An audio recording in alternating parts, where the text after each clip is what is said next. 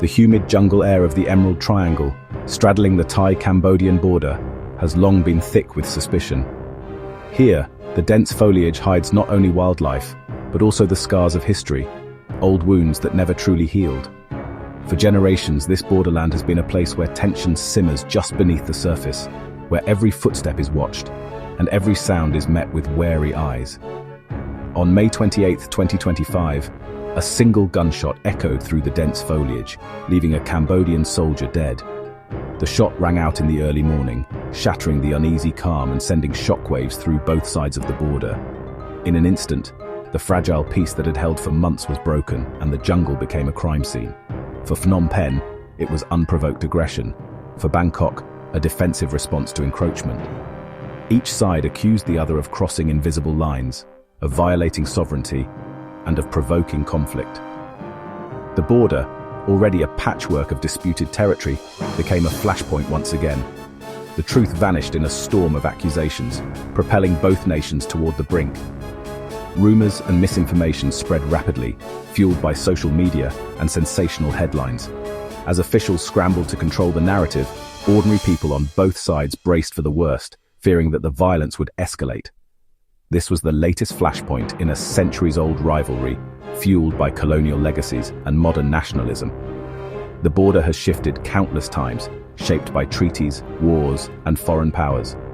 Memories of past conflicts, some recent, some distant, still linger in the collective consciousness, making reconciliation difficult. Within hours, Cambodia's Senate President Hun Sen issued a stark warning. "We hate war, but we are compelled to wage it when facing foreign aggression." His words echoed across the nation, rallying support and stoking nationalist fervor.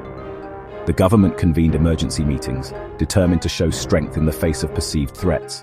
Troops and heavy weaponry moved to the frontier, signaling Cambodia's resolve.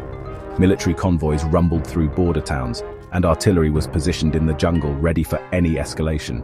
The message was clear: Cambodia would not back down.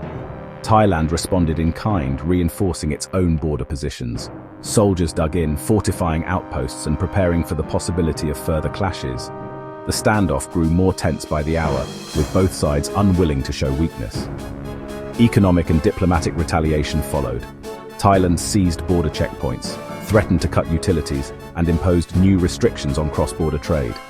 The impact was immediate, disrupting daily life for thousands who depended on the border for work and commerce.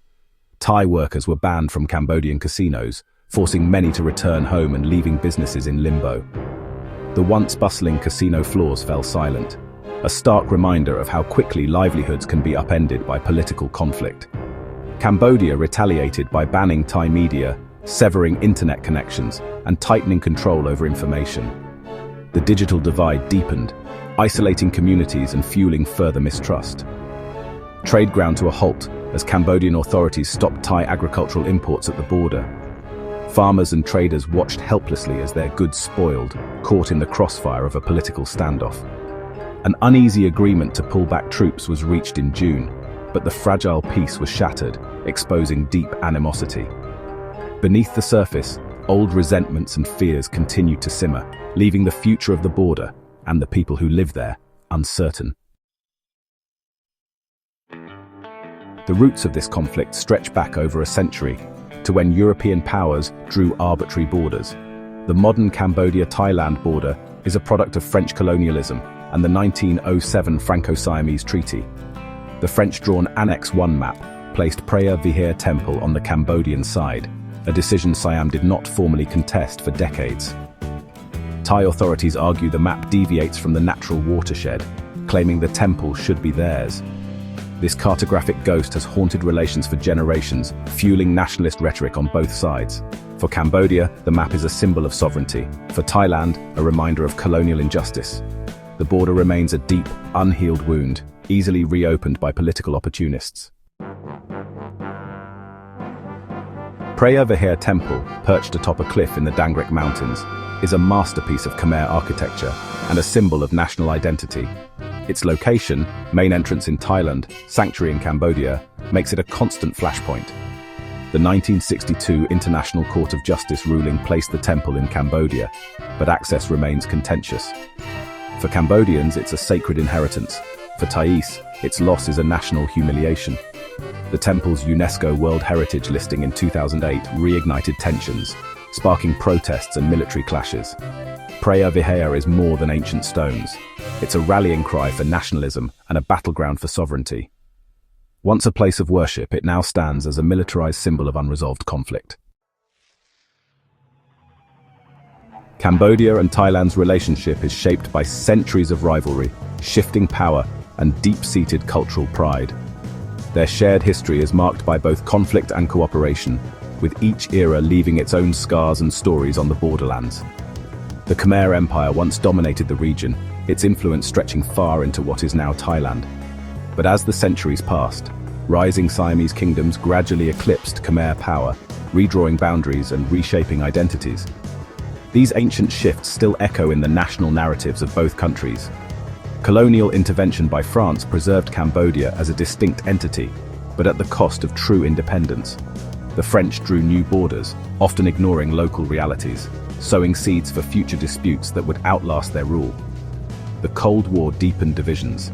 Cambodia's attempts at neutrality clashed with Thailand's close alliance with the United States. The border became a front line in a global struggle, with each side wary of the other's intentions.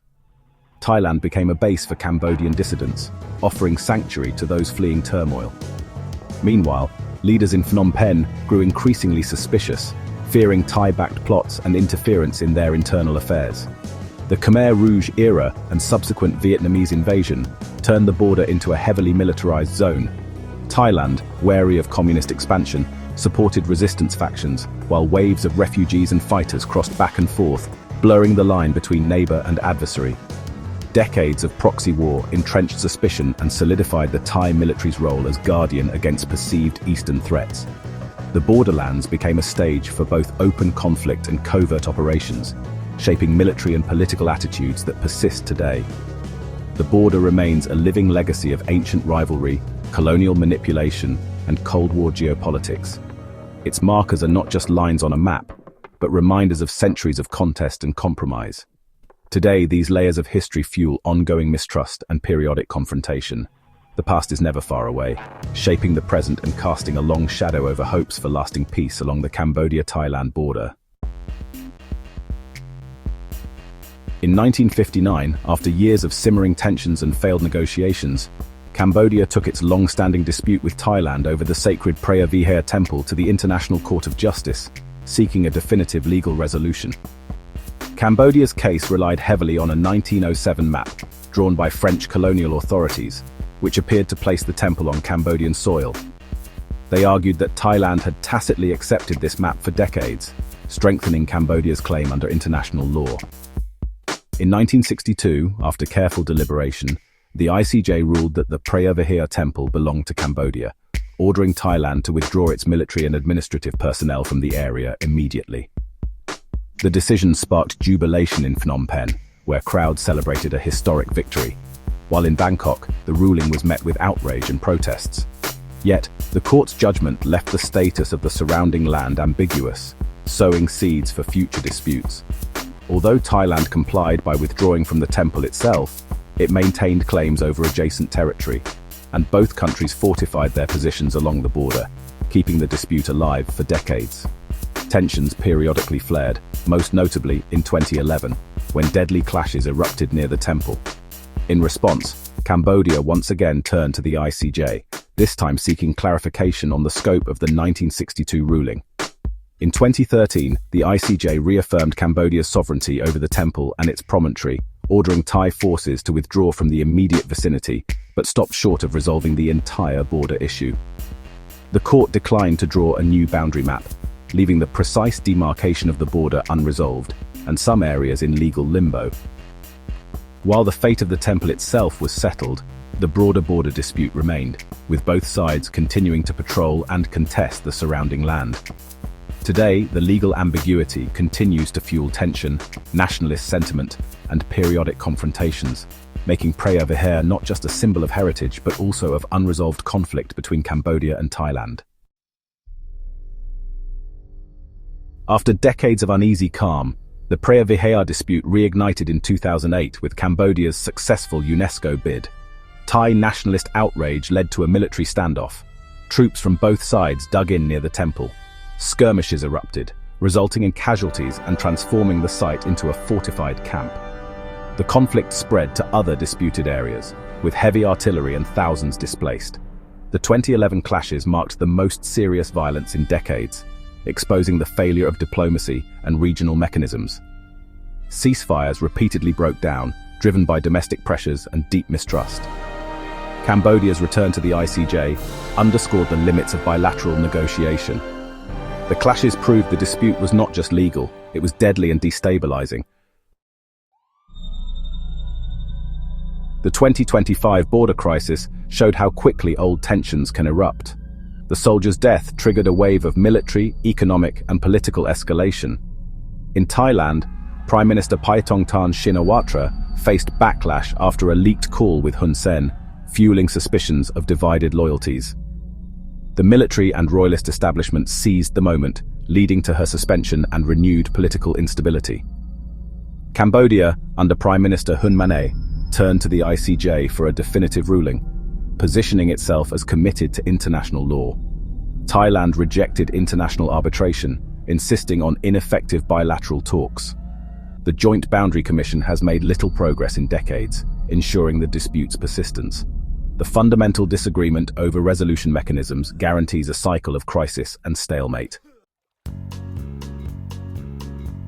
The conflict is deeply entwined with the personal histories of its leaders. Cambodia's Hun Sen and Thailand's Paetongtarn Shinawatra are heirs to powerful political dynasties. The close relationship between Hun Sen and Thaksin Shinawatra has long fueled suspicion in Bangkok. Paetongtarn's family ties make her vulnerable to accusations of being a Cambodian sympathizer. Decisions are viewed through the lens of family loyalty, complicating diplomacy. Any compromise is easily framed as betrayal by nationalist opponents. The Thai military's animosity toward the Shinawatra clan limits room for negotiation. The dispute is as much about domestic power struggles as it is about borders and temples. The Cambodia-Thailand conflict highlights the fragility of peace in Southeast Asia, where colonial-era borders remain unresolved. Nationalism often trumps regional solidarity, and historical grievances are manipulated for political gain. The Preah Vihear dispute is a microcosm of how colonial maps fuel modern crises. Undefined borders mean even minor incidents can escalate rapidly. Thailand's refusal to accept ICJ jurisdiction ensures the dispute's persistence.